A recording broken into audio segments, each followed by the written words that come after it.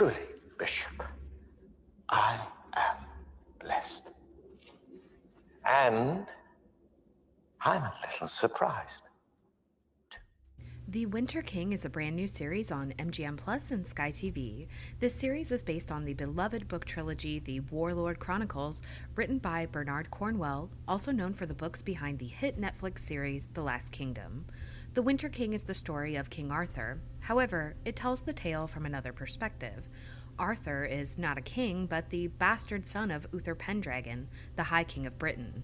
The show begins with a dramatic scene of Uther's heir, Prince Mordred, dying in his half-brother Arthur's arms after an ambush by the Saxons. When Arthur fails to rescue his half-brother from the slaughter, King Uther holds his illegitimate son responsible and exiles him from Britain. Now, I absolutely love this book series, and I am so excited to cover this show and share my thoughts with you all. I've read the trilogy several times, so we will discuss the differences from the books to the show and everything in between. Let me know in the comments if you have read this series or if you are new to the story, and be sure to subscribe to the channel for all the latest videos discussing the Winter King and much more. As any show based on a beloved book series must be concerned with, The Winter King had a lot of pressure on their shoulders to create a faithful adaptation to a story many people cherish. They made a perfectly creative decision in how to structure this show by taking the off-screen scenes and fleshing them out for the audience. We only hear the secondhand story of how Arthur was exiled and the death of Prince Mordred. So taking these offstage scenes and using them as a tool to write the show was not only incredibly creative, but also took pressure off of making a scene-for-scene adaptation of the books. A kingdom without an heir is a cursed kingdom, and so Uther feels the pressure of his son's death and the message it sends to the other kings. He beats the defeated Arthur in his rage, nearly ending Arthur's life. Uther uses this opportunity to send a message to the other kings, who he has called to the capital of Dumnonia, cadarn. Uther had called the armies long before this tragedy, and many of the kings had failed to send fighting men to their High King. Now the prince and heir to the High King of Britain has been killed by Saxon invaders whom the other kings refuse to fight. Uther is willing to end his bastard son's life over what he perceives as a betrayal of their fealty to set an example of how serious the matter at hand is. Merlin steps in to stop the execution, preventing the High King from losing yet another son on that day. He tells Uther to exile Arthur, which he later tells Arthur is to build character. Oh, the irony. I felt more fealty from my dog. From my bastard! Eddie Marsan may have been born to play the role of Uther here. He portrays the High King flawlessly. The scene of the High King addressing the tribal kings conveys the tragedy of the situation and the emotions of both a father who has lost his son and a king who has lost their heir. The cracks in the foundation of the king's strong countenance show in those initial moments of grief over Mordred. Uther's character is reminiscent of Denethor in Lord of the Rings, who is the unforgettable father of Boromir and Faramir.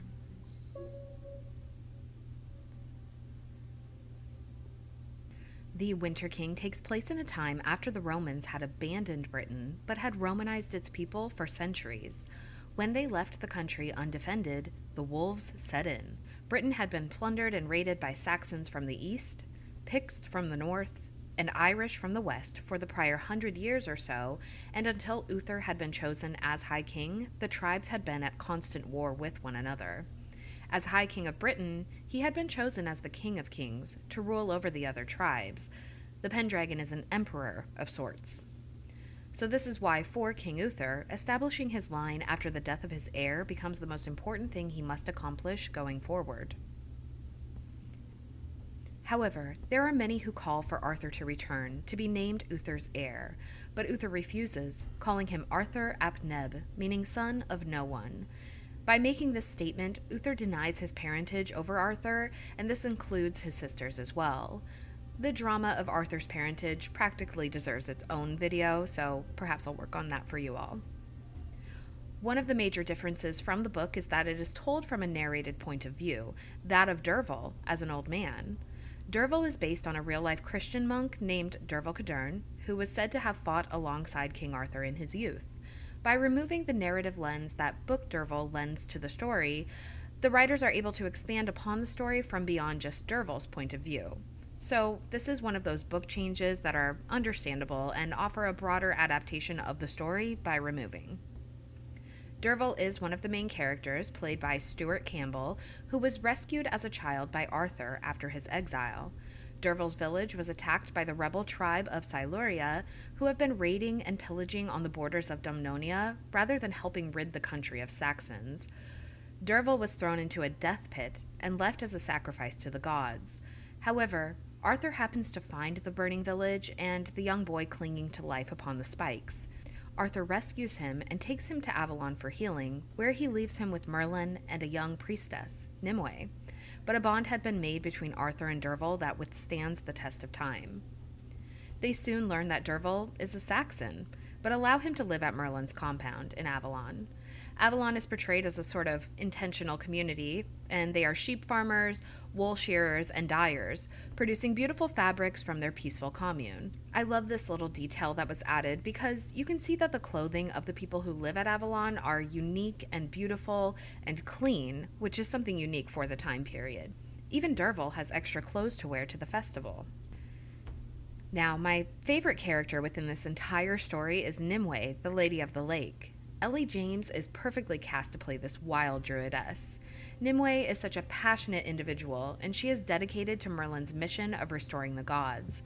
Nimue has lived at Avalon since she was a child, when she was rescued from a shipwrecked vessel from Ireland as the only survivor. She has learned Merlin's magical arts and works as a healer at the compound. There is a time jump of 8 years, and as the two have grown up together, Derfel and Nimue have developed an unbreakable bond with one another, which has blossomed into a young romance. There is to be a summer solstice festival in Avalon where many come to gather, including Lady Morgan, who keeps everyone on their toes. She tells Derfel that Nimue could never truly be his.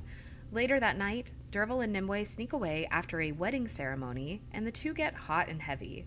However, before things can get too far, Nimue has a vision of a wolf coming closer, growling at her.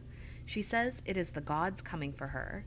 Merlin hears the sounds of the wolf and finds the couple and sends the wolf away. He explains to Nimue that she has a great destiny, to be the most powerful druid who ever lived.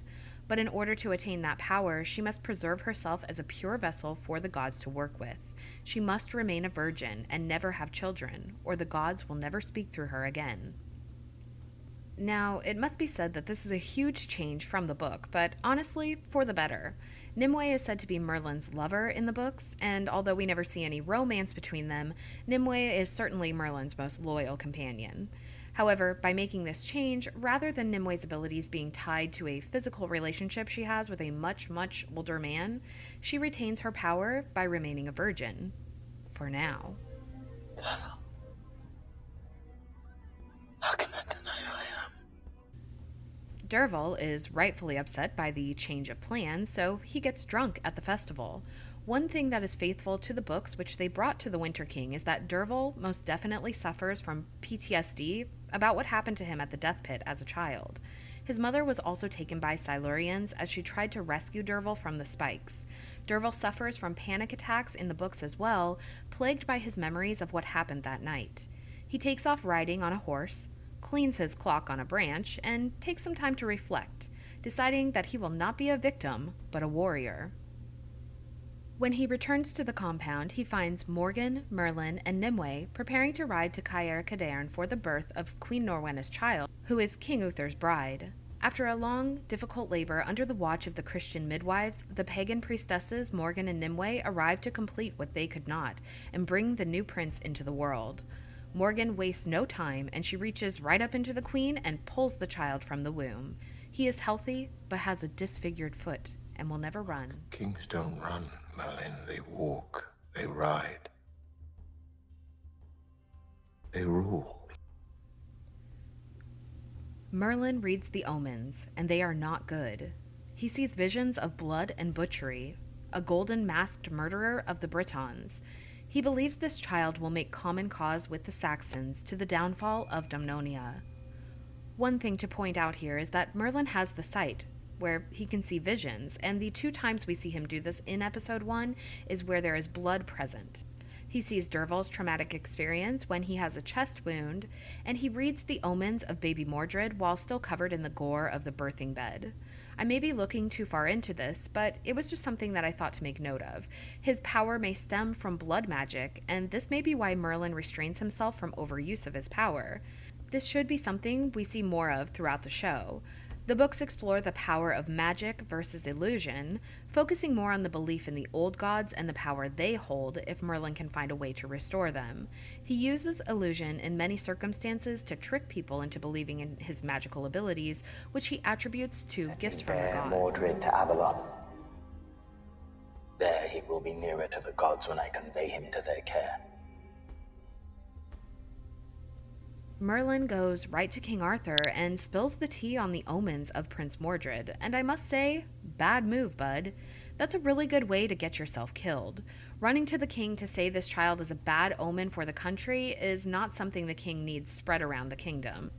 So the idea that Uther would just allow Merlin to speak so harshly to him and then walk right out of there to retrieve Arthur seems out of character for Uther and the whole backbone of Arthur's punishment.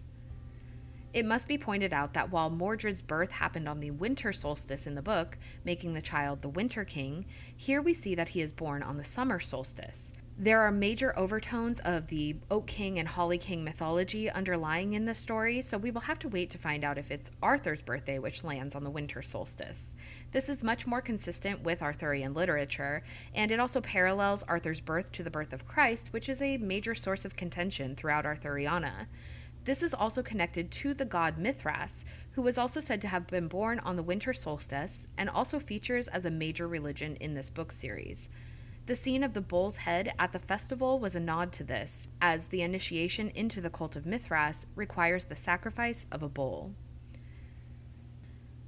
This entire series is filled with multi-religious viewpoints, showing that Britain, at the time of King Arthur, was not simply a Christian nation, as became evident in the following 1500 years. Christianity is just a blossoming faction at this time, but their numbers strengthen over the progression of this story. Arthurian legend has always been intertwined with the rise of Christianity over paganism, and the Winter King offers it from a tangible and historical perspective. Morgan, Arthur's sister, has maintained a strong relationship with their father, the High King, despite her brother's dismissal and the harsh words spoken about their parentage and their mother. Morgan also visits Avalon regularly, and she keeps the pagan traditions alive through the traditional holiday celebrations. Morgan, much like Merlin, receives premonitions, and her gut instincts show her shrewd intelligence. She warns Dervel about falling in love with Nimue, and she also warns her father about the Silurians, who visit later in this episode. She tells Uther to cut their throats the first chance he gets, but Uther does not heed her warning. In appearance, Morgan carries a regal countenance like a princess. However, in the books, Morgan escaped a house fire and her body and face are horribly scarred. She wears a golden mask to cover the scars, and she lives at Avalon as Merlin's priestess. She is skilled at healing in the traditional pagan ways. This plays into the mythology of Morgan Le Fay throughout Arthurian legend. Morgan and Nimue have been trained in the magical arts, but Merlin seems to prefer Nimue and finds more promise in her. She is younger than Morgan, and so of course this enrages Morgan. But Nimue is antagonistic, and if nothing else, she can handle herself. When King Gunlius of Siluria comes to pay homage to King Uther, Dervel realizes they are the same raiders who left him for dead on the spikes and took his mother as she tried to save him, howling like a wolf as he plundered and murdered. He recognizes the serpent branded into Gunlius's chest from his traumatic memories. Gunlius comes to seek forgiveness from the High King, and Uther sets him to a test, to clear the Powisians from plundering the borders of Dumnonia. However, King Gunlius and King Gorfith of Powys are cousins by blood, and the only 2 tribal kings who did not attend the council after Mordred's death. Uther knows they are treacherous, and he tells Morgan they keep their enemies close. Oh, aye. Well, unless I'm very much mistaken, you lot are Silurians. My Arthurian loving ass might be looking too much into this, but I definitely recognize some of the venom in Uther's words connecting back to the former king of Powys, Vortigern, who Uther had fought in his younger years. Gunlius and his serpent branding, along with his cousin Gorfith being the current king of Powys, seem to be a nod to Vortigern and the red and white dragons of Britain. Vortigern was remembered for giving the Saxons the land of Kent on the eastern shores of Britain in exchange for their help in fighting back the Picts and Irish invaders. However, that only contributed to Saxon pillaging and plundering in attempts to move further west. This all plays into real-world history of Britain, which makes this period of history and mythology that much more convoluted. The episode ends with Merlin seeking out Arthur in Gaul, where he has become a sellsword for King Ban. We also meet Sagramore, who is one of Arthur's most loyal friends. Merlin finds the warlord and tells him he must return to Britain, that only he can save the Isle. I loved the shot of Arthur under the waterfall, shirtless and in his woolen breeches, or trews, I believe they're called. This right here is how I picture the warlord Arthur. There are many tales of Arthur fighting shirtless or naked as a show of his fearless capability. We see this in stories such as The Winter King or the Pendragon Cycle, and it is a nod to traditional Celtic warfare. And hopefully we will see Owain participate in this as well, as is canon, because he is damn fine. Gaul is in modern-day France, but in this time period, it is still a Roman province. As we discussed, this is about the time of the fall of Rome, so the Romans are abandoning their settlements and retreating back to Rome, leaving many kingdoms in chaos without Roman legions for support. So this is why we see warring factions between the British tribes and the Saxons, who prey upon Britain in its weakest moment, or in Gaul, where the Franks are trying to claim Roman territories and expand their own country. Now, we should talk about the Roman elephant in the room with Arthur's bastard parentage and another infamous Winter King, which is Jon Snow. Yes, the leading man in Game of Thrones was also a royal bastard, strongly associated with winter and snow and being a prophesied child to fight against the army of the dead. Now, I love the A Song of Ice and Fire series, and there are many, many similarities between these characters. However, I will point out that the Warlord Chronicles was written prior to A Song of Ice and Fire, and yes, George R. R. Martin is actually a huge fan of these books. Apart from Jon and Arthur having similar characteristics, the books diverge and The Winter King follows classic Arthurian themes. A Song of Ice and Fire does use similar themes within its own world, which definitely pulls from history, such as the War of the Roses and more. But personally, I find the Arthurian themes relate more to Aegon the Conqueror and his sister wives. Let me know your thoughts about this, and if you would like to see more of my thoughts on the parallels between Aegon and Arthur. So that sums up episode 1 of The Winter King. I really enjoyed it so far, and I'm very much looking forward to the next episode in this series. If you want to see more content on The Winter King, be sure to hit the like button and subscribe to the channel for all the latest content on this series and much more. And if you enjoy my work here, consider joining my Patreon or channel memberships for exclusive content. Thank you all so much for watching and for your patience over the long summer where I truly wish I could have gotten more content out for you all. Now the kiddos are back to school and we will get back to our regularly scheduled programming, and I will get back to releasing more new content for you guys much more consistently.